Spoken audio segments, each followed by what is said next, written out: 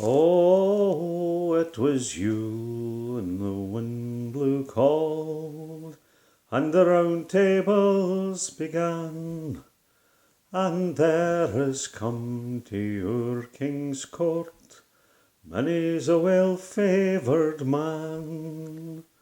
The queen looked over her castle wall, she looked at dale and down, and there she spied young Waters as he rode to the town.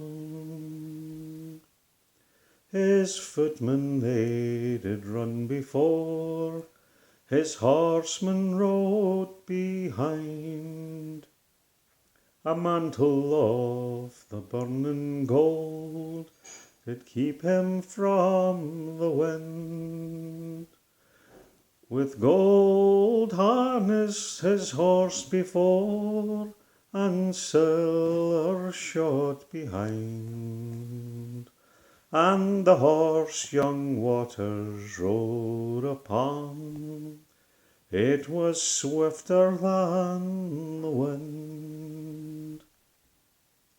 Then up and spake a wily lord, unto the queen said he, Tell me whose has the fairest face in all of the company? Oh, I've seen lords and I've seen lairds and knights o' high degree, but a fairer face than Waters my eyes did never see. Then up and spoke the jealous king, and an angry man was he.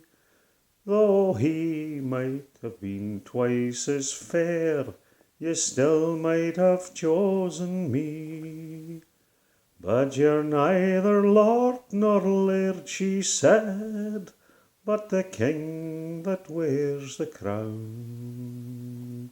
And there's not a man in all Scotland, but to you he must bow down.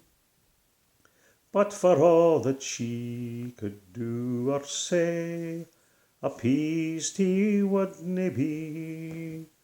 And for the words the queen had spoke, young Waters he must die.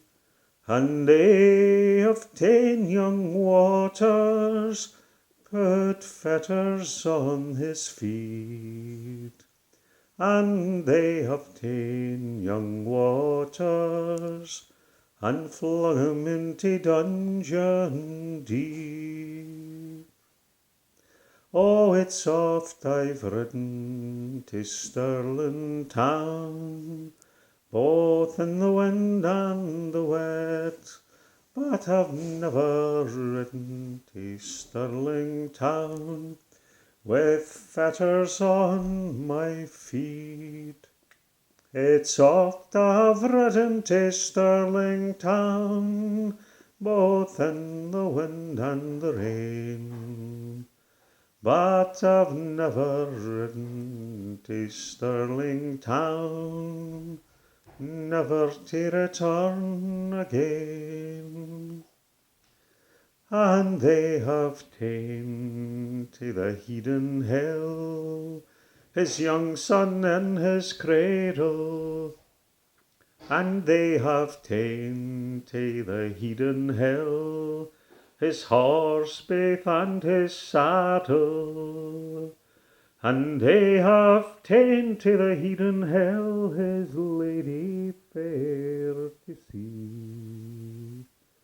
And for the words the queen had spoke, young Waters he did die.